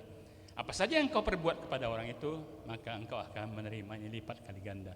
Jangan berharap, oh saya kasih dia 1 juta, besok Tuhan akan ganti saya 100 juta. Kalau begitu nggak jadi, ngaji gitu ya. Berikan dengan ketulusan hati dan biarkan Tuhan yang berperkara. Itu yang paling penting gitu ya. Saya mau memberikan satu kisah tentang situasi saya sebagai penyelenggara travel. Suatu kali, kira-kira 6 tahun yang lalu, saya membawa satu keluarga besar mau merayakan pesta perak perkawinan di Kana yang di Galilea. Jadi dia bilang, kalau saya bikin pesta di Jakarta, saya juga mungkin habis 1 miliar lebih. Lebih baik 1 miliar ini saya bawa keluarga saya semuanya pergi ke Tanah Suci dan saya rayakan di situ. Dan dia undang pastor yang 25 tahun lalu memberkati dia. Oke? Jumlahnya 33 orang semuanya. Dan yang bayar 1 orang. Kira-kira 1 M lebih lah. Gitu ya. Apa yang terjadi? Setelah semua persiapan saya lakukan, visa sudah kita urus, tiket sudah kita beli, hotel-hotel sudah di booking, perjalanan sudah dirancang begitu rupa, bla bla bla. Tiba-tiba pemerintah Israel mengeluarkan ban, ya, larangan. Pemegang paspor Republik Indonesia tidak boleh masuk ke Israel. Waduh. Waduhnya kenapa? Lalu bagaimana uang yang sudah dibayar-bayar itu gitu ya? Saya coba nego dengan pihak airline. Bisa enggak? Ini kan yang terjadi kan force majeure karena pemerintah yang melarang. Gimana? Boleh enggak saya refund ya? Dia bilang tidak bisa. Bapak tidak beli tiket ke Israel. Bapak beli tiket ke Mesir, pulangnya dari Yordan. Enggak ada hubungan dengan Israel. Bagaimana caranya bisa kita batalin? Waduh, ini bagaimana ini? Lalu pemerintah Indonesia tidak punya hubungan diplomatik dengan Israel. Lalu mau teriak kemana? Meminta tolong kemana gitu ya. Lalu saya ingat ada satu pribadi yang lebih tinggi dan lebih berkuasa dari semua pribadi, Tuhan Yesus. Kenapa nggak minta tolong Tuhan Yesus gitu ya? Pertanyaannya, bagaimana caranya minta tolong Tuhan Yesus untuk urus masalah pelarangan paspor Indonesia masuk ke Israel? Tuhan Yesus nggak tinggal di Israel, dia tinggal di sorga. Gimana caranya gitu ya?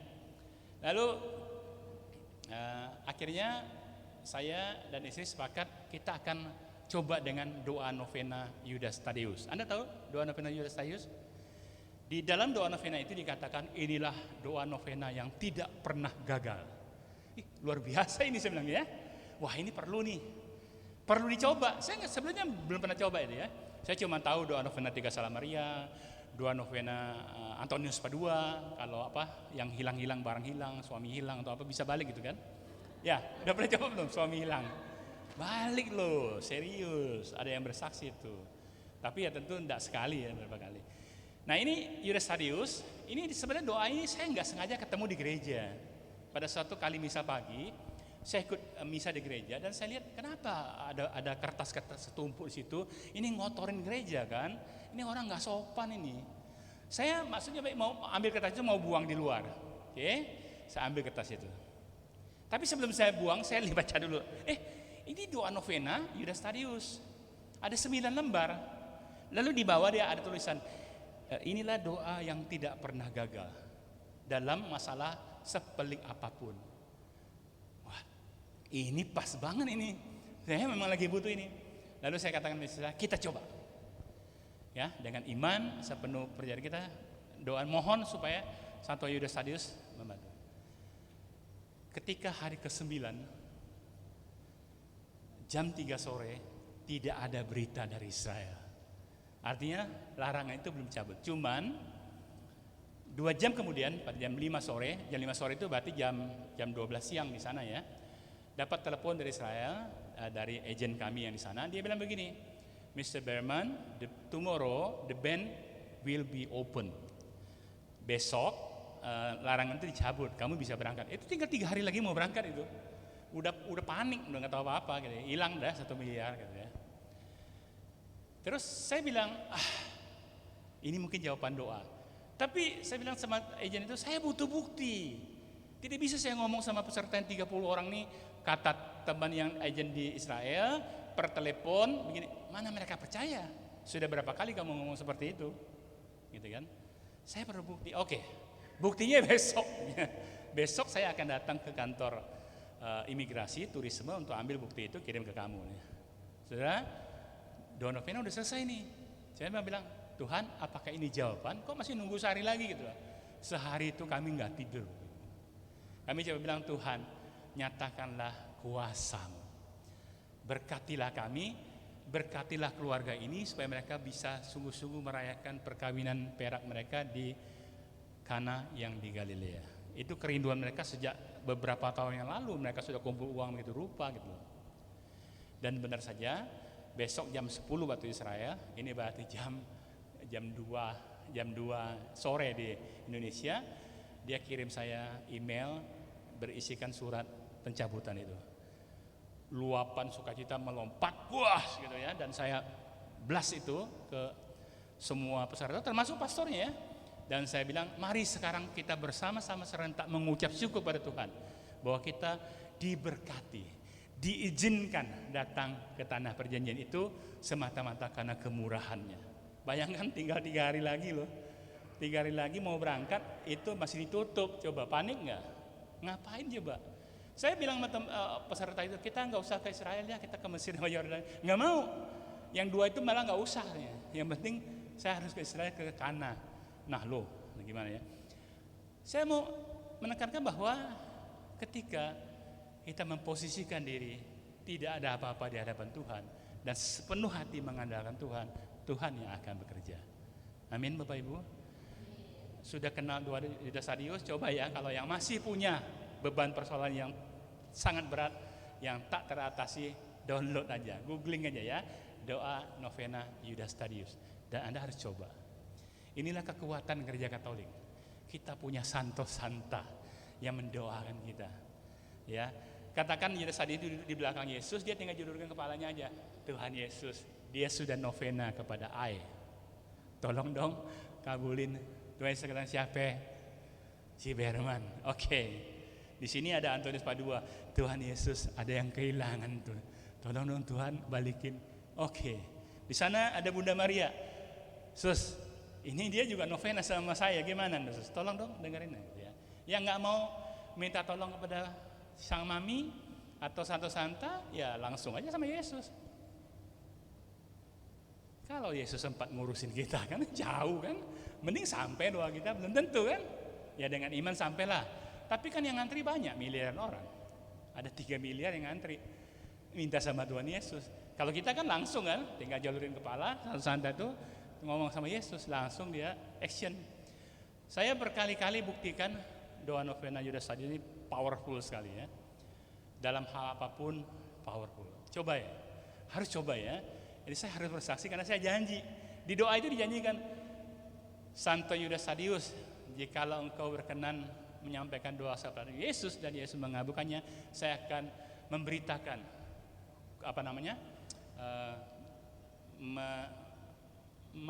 memberitahukan orang-orang bahwa supaya mereka juga berdoa kepada engkau, supaya engkau pun menyampaikan doa kepada Yesus dan itu akan dapat ini. Maka setiap kali kesempatan saya pasti sampaikan ini. Supaya apa?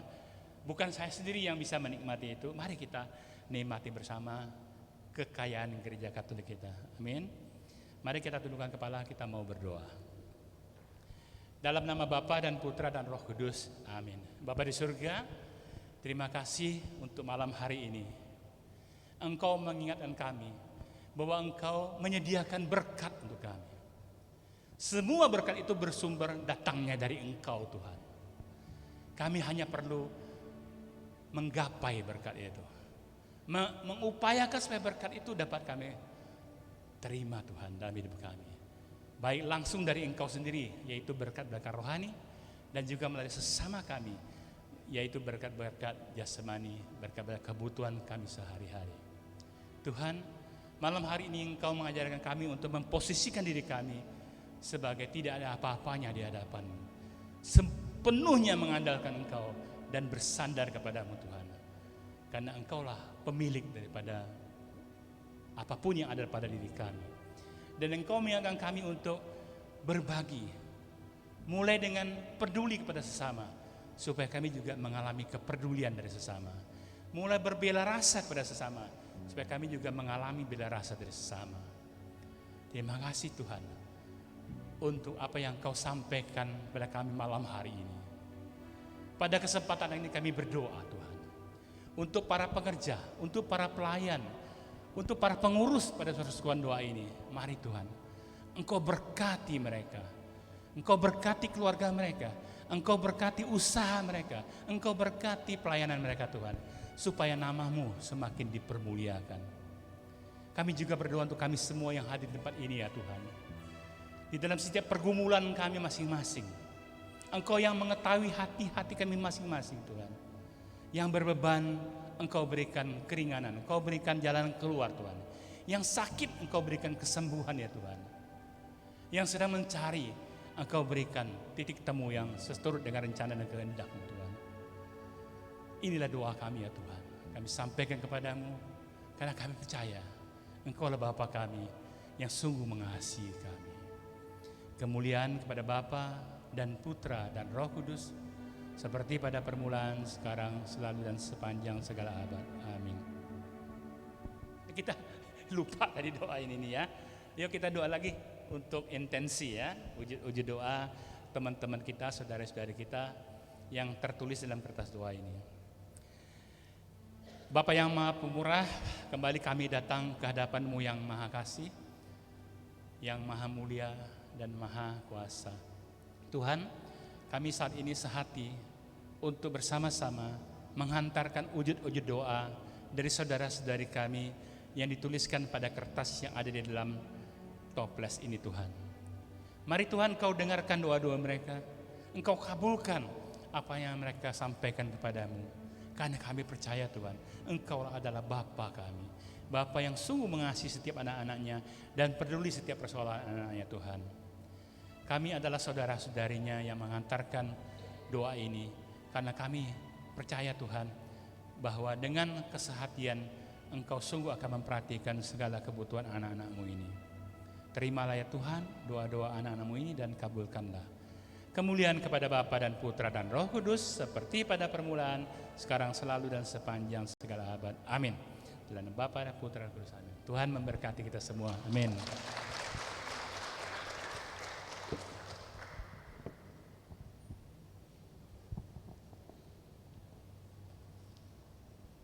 Terima kasih banyak Pak Firman Ali yang telah menyampaikan firman yang sangat menguatkan dan meneguhkan setiap kita. Mari saat ini kita mau tundukkan kepala kita sebelum kita mau memberi persembahan kasih buat Tuhan. Tuhan Yesus, kami bersyukur untuk segala sesuatu yang Kau berikan dalam hidup kami. Engkau yang menganugerahkan begitu banyak berkat dalam hidup kami. Dan saat ini Tuhan, kami ingin memberikan persembahan kasih kepadamu. Biarlah dari kedalaman hati kami, kami boleh memberi dengan sukacita. Dan kami percaya berkat-berkat-Mu senantiasa boleh berkarya di dalam persekutuan doa ini ataupun buat sesama yang ada di sekitar di dalam karya pelayanan persekutuan doa ini. Dan kami juga percaya dengan pemberian ini Tuhan, Engkau senantiasa akan memberkati kami dengan berkat-berkat-Mu yang berlimpah. Amin. Mari kita naikkan pujian. Sungguh kami bangga Tuhan karena Engkau Allah yang memberkati kami.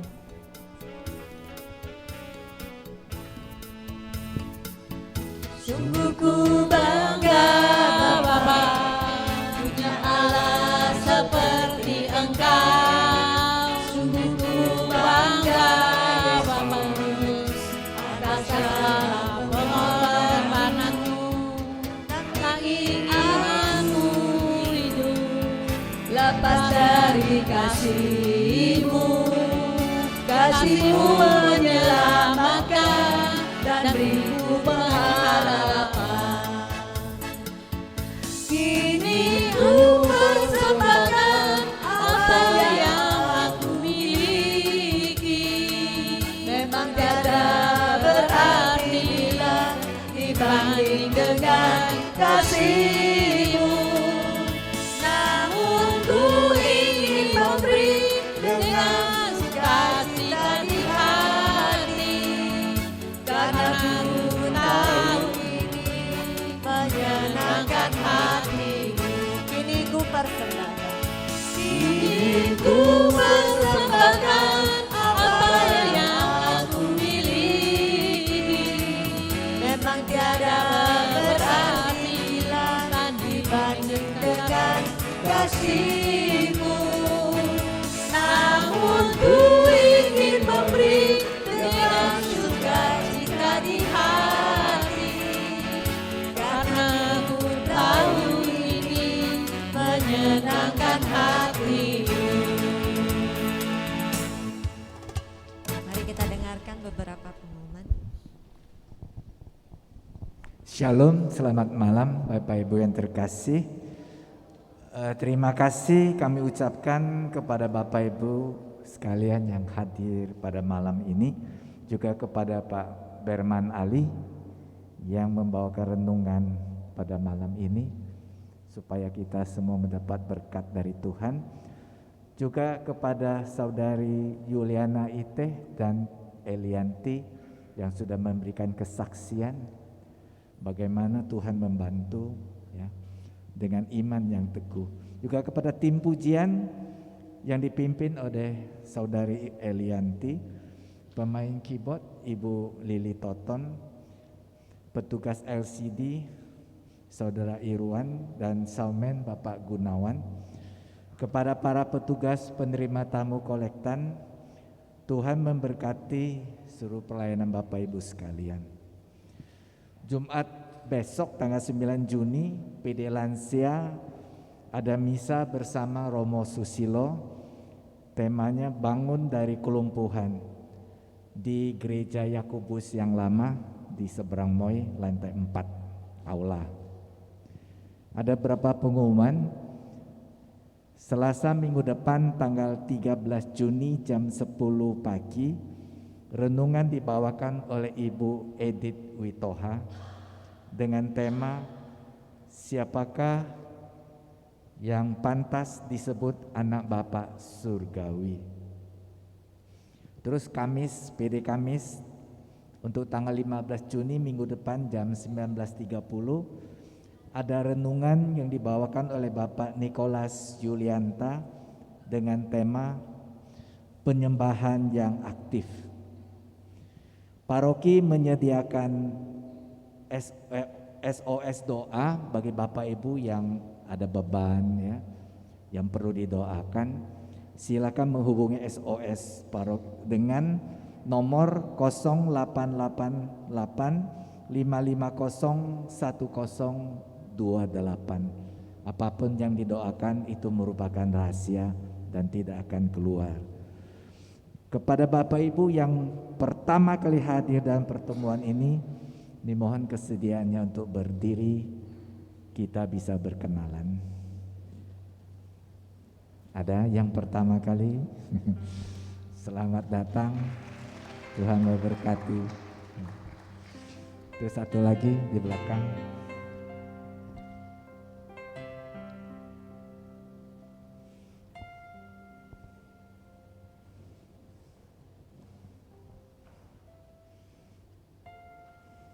Selamat bergabung. Kami juga tetap menantikan kedatangan Bapak Ibu untuk minggu depan. Ya. Silakan ajak teman-temannya untuk bergabung dengan PD kami. Bagi Bapak Ibu yang ingin didoakan secara khusus, mohon menghubungi pengurus PDKK. Tim doa akan melayani Bapak Ibu sekalian setelah PD ini. Demikianlah pengumuman malam ini. Terima kasih, Tuhan memberkati. Mari kita bangkit berdiri, kita mau mengakhiri persekutuan doa malam hari ini dengan doa penutup. Minta tolong. Mari Bapak Ibu kita siapkan hati kita untuk mohon doa penutup. Dalam nama Bapa dan Putra dan Roh Kudus. Amin. Selamat malam Allah Bapa, Putra dan Roh Kudus. Bapa, pada malam ini kami panjatkan puji syukur kepadamu atas kasih-Mu, kemurahan-Mu. Engkau telah menyertai kami di dalam acara PDKK malam ini, sehingga kami semua boleh mendapatkan berkat dan curahan firman-Mu melalui hamba-Mu Bapak Berman Ali. Kami bersyukur atas kasih-Mu Tuhan. Bapak, kami juga mohon atas kasih-Mu, berkatilah Bapak Berman Ali bersama keluarga dan setiap pekerjaan pelayanannya dimanapun Bapak Berman berada. Bapak, kami juga mohon yakin dan percaya bahwa kuasa-Mu sungguh besar, di mana waktu-waktu yang terindah Engkau akan berikan cucu, menambahin keberkat-berkatnya dan tambahin anggota keluarganya di dalam keluarga Bapak Berman Ali yang sangat merindukan kehadiran cucunya.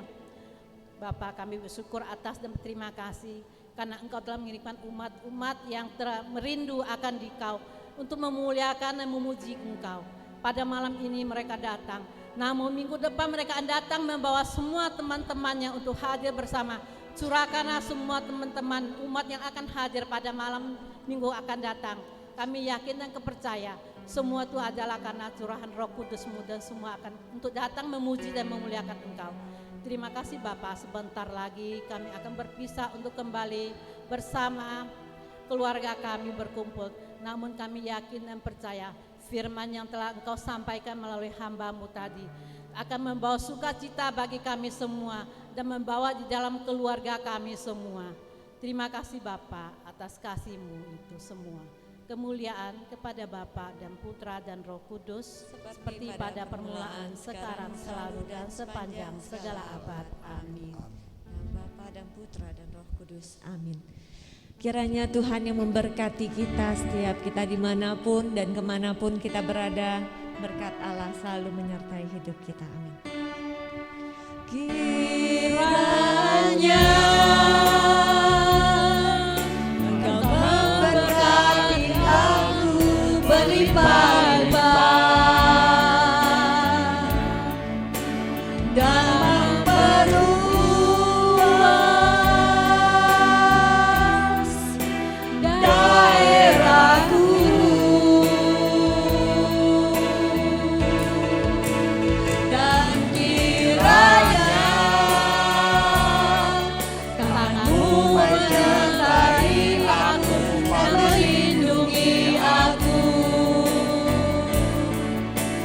daripada malapetaka